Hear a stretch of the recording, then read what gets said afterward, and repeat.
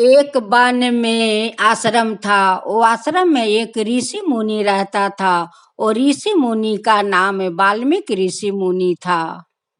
वो ऋषि मुनि बहुत धर्मात्मा था।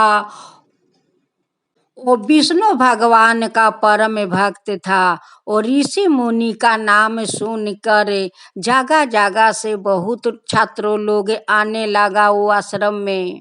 वो गुरु जी बहुत अच्छे छात्रों लोग का शिक्षा देते थे। उसी गांव में एक बहुत बड़ा मंत्री था। वो मंत्री सब प्रजा लोग का देखभाल कर रहा था। वो मंत्री का एक ही पुत्र था। अपना पुत्र से बहुत प्यार करता था। एक दिन मंत्री अपना जुगराज पुत्र को लेकर वही आश्रम में जाता है। जब गुरु जी अपना आश्रम में देखता है तो कहता है कि मंत्री जी आप ये आश्रम में। मंत्री जी कहने लगे कि जी गुरु जी मैं तो अपना पुत्र को आपको हवाले करने आया हूँ। आप अपने तरीका से हमारा पुत्र को आप शिक्षा दीजिए। यही बात कहकर मंत्री जी आश्रम से लौट रहे थे। अब तो जुगराज देख कर फूट फूट कर रोने लगा। महल का रहने वाला जुगराज को आश्रम में रहना पड़ा। आश्रम का रहने वाले सारा बच्चा जुगराज को देखकर कहने लगा कि ये तो कोई अमीर घर के लड़का है। अगर हम लोग इसके साथ दोस्ती बना लेते हैं तो हम लोग के लिए बहुत अच्छा होगा। क्योंकि अच्छे के साथ रहने से लोग अच्छा बनता है और खराब के साथ रहने से लोग खराब बनता है। क्यों ना हम लोग ये जुगराज को अपना दोस्त बना लेते हैं। सभी बच्चों को गुरुजी अच्छे तरीके से शिक्षा दे रहे थे। लेकिन गुरुजी सोच रहा था कि मैं कैसे जुगराज को एकांत में शिक्षा दूं। लेकिन जुगराज का माता पिता याद आ जाता है तब जुगराज रोने लगता है। आश्रम में जुगराज का अच्छा नहीं लग रहा था क्योंकि वो तो महल के रहने वाला था। आश्रम का बहुत सारे बच्चों लोग जुगराज को आगा पीछा घूमने लगा। जब बच्चों लोग का भोजन करने का समय हो जाता तो आश्रम में घंटी बाजने लगता। सब बच्चा लोग कहने लगता कि चलो चलो हम लोग का भोजन करने का समय हो गया है, देखो घंटी बाज रहा है। सभी बच्चों लोग भोजन करने के लिए जाकर कक्ष में बैठ जाता था। कुछ बच्चों लोग जुगराज का आगा पीछा बैठ जाता भोजन करने के लिए और कुछ बच्चों लोग कुछ दूरिया पर जाकर बैठ जाता। सभी बच्चा को पत्तल में खाना परोसा जाता है। कुछ बच्चा लोग खाने पर ध्यान देता था और कुछ बच्चा लोग जुगराज पर ध्यान देता था। जुगराज का तो बहुत सारे दोस्त आश्रम में बन गया। वो लोग के साथ मिलजुल कर जुगराज रहने लगा। अब तो जुगराज का आश्रम बहुत अच्छा लगने लगा। एक दिन जुगराज गुरु जी का पास जाकर खड़े हुए थे और अपना गुरु जी में देख रहा था विष्णु भगवान का छवि। देख कर जुगराज माथा झुकाकर प्रणाम करता है। गुरु जी जुगराज को आशीर्वाद देने लगा। एक दिन गुरु जी सारे आश्रम को बच्चों लोग का जटेलू पहाड़ पर्वत पर लेकर जाते हैं। सारे बच्चा लोग इधर उधर पहाड़ पर घूमने लगा। लेकिन जुगराज तो अपना गुरु का पास ही रहता था। वो तो कहीं घूम नहीं रहा था। जुगराज अपना गुरु से पूछने लगा कि गुरु जी इतना ऊंचाई पर्वत पहाड़ पर सभी बच्चों को आप क्यों लाया गुरु जी। गुरु जी जुगराज से कहते हैं कि जुगराज वो जो ऊंचाई पर्वत पहाड़ है वो तुम देखते हो। जुगराज कहने लगा कि गुरुजी, वो तो मैं देख रही हूँ कि बहुत ऊंचाई पहाड़ है। वही पहाड़ का नीचे एक रोज बाज आती है अपना बच्चों को लेकर। वही पहाड़ से तुम बाज को तुम रोज देख सकते हो। अगर तुम बाज को देखकर समझ जाते हो तो उनके बारे में आकर हमें सब कुछ सही सही बताना होगा। अगर तुम सारे बात सही बता दिया तब तुम अपना महल जा सकते हो। जुगराज पहाड़ का पीछे बैठकर देखता है कि एक बाज बहुत आकाश में ऊंचाई पर उड़ रही थी। वही पहाड़ के नीचे एक आदमी बहुत सारा भेड़िया लेकर आता है घास खिलाने के लिए।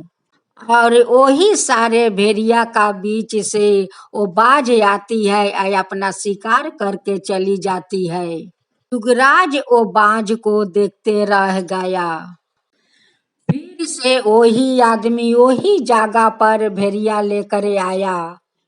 जुगराज देख रहा था कि बादल के अंदर बाज गोल गोल घूम घूम कर उड़ रही थी। नीचे सभी भेड़िया इकट्ठा होकर घास खा रही थी। वैसे ही बाज आता है और भेड़िया के दल के अंदर से एक बच्चा उठाकर लेकर चला जाता है। ये सब देख कर तो जुगराज सोचने लगा कि बाज तो अकेला रहती है आकाश में, उनके साथ तो कोई पंछी नहीं रहता है। अकेले ही रहकर अपना शिकार कर लेती है। ये तो बाज बहुत शक्तिशाली है या बहुत हिम्मत वाली है। अपना शिकार अकेला करती है, उसकी साथ तो कोई नहीं रहता है। उसको देखते देखते जुगराज को तो 2 दिन 2 रात हो गया। जब सवेरा हुआ, जुगराज पर्वत पहाड़ से अपना आश्रम में लौट आया और अपना गुरु जी से कहने लगा कि गुरु जी, आश्रम के जितने सारे बच्चे हैं सब बच्चों को आप बुलाइए, मैं आपका सभी को सामने बताऊंगी। जुगराज अपना गुरु से कहता है कि गुरु जी, मैं क्या देखा पहाड़ के ऊपर। वही पहाड़ का नीचे एक बाज आती है और भेड़िया के दल से अपना शिकार करके चली जाती है। वो बाज तो आकाश का सामने जाकर गोल गोल घूमती है और वही से अपना शिकार देखती है और भेड़िया को झुंड से आकर अपना शिकार करके चली जाती है। उनका पास तो ना कोई पंछी रहता है या ना कोई बाज रहता है। उतना दूरिया तो कोई पंछी नहीं जा सकती है। फिर से मैं दूसरा दिन क्या देखती हूँ, वही आदमी वही जगह पर भेड़िया लेकर आया। सारे भेड़ियों एक झुंड बनकर घास खा रही थी। सारे भेड़िया देख रहा था कि वो तो बाज आ रही है, किसी को न किसी को तो शिकार बना कर ले जाएगी। बाज को देख कर सभी भेड़िया इधर उधर भागने लगी, बाकी एक भेड़िया वही पर खड़ा था। बाज आती है या वो भेड़िया को उठाकर लेकर चली जाती है, बाकी कोई भेड़ा वो भेड़िया को बच्चा को नहीं बचाया। वो बाज कितना शक्तिशाली है और कितना हिम्मत वाली है कि अकेले शिकार अपना अकेला ही करती है।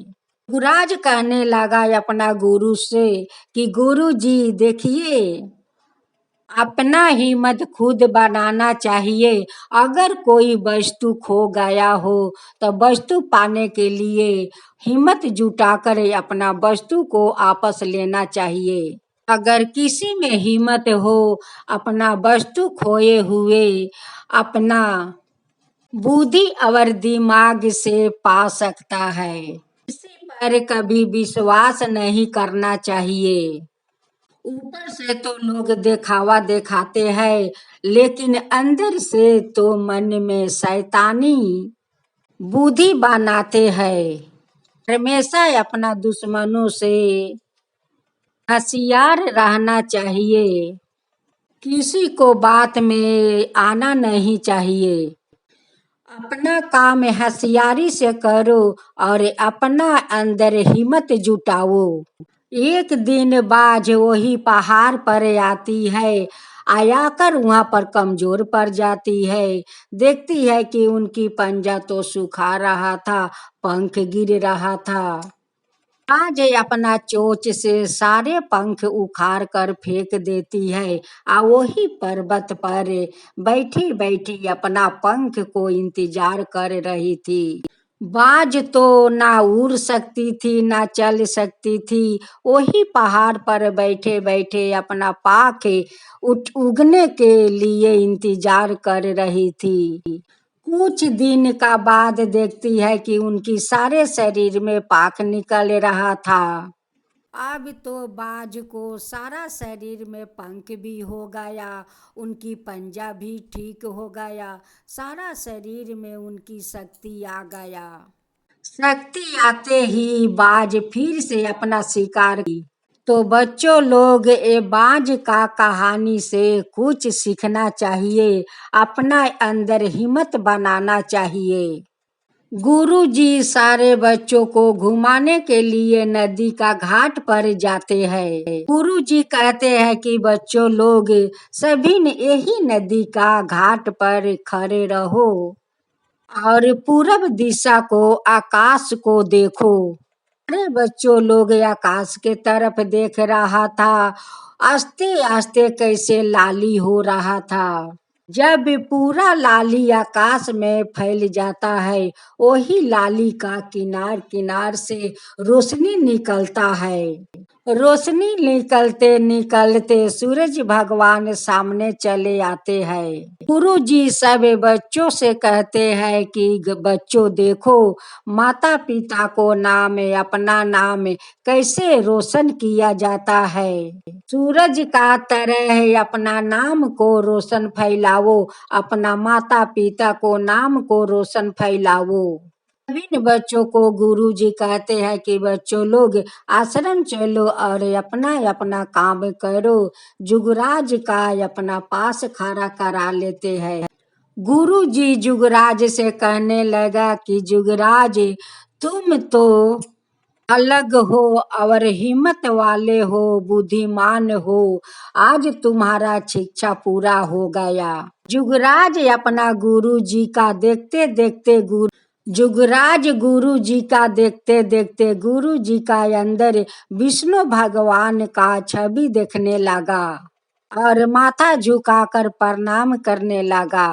गुरु जी कहते हैं जुगराज से कि जुगराज, मेरे अंदर तुम क्या देखते हो, बार बार माथा झुकाकर प्रणाम करते हो।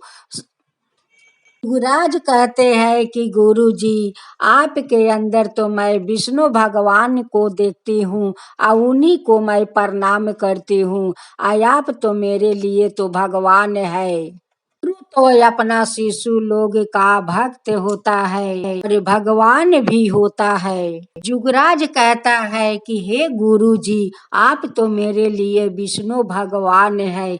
आज मैं अपना भगवान को पैर पर अपना माथा पटक कर मैं प्रणाम करना चाहती हूँ। मुझे अपना आशीर्वाद दीजिए गुरु जी। गुरु जी जुगराज का लेकर उनकर महल में जाकर छोड़ आते हैं। युगराज अपना माता पिता को पैर छूकर प्रणाम करता है और कहता है कि पिताजी, आप अगर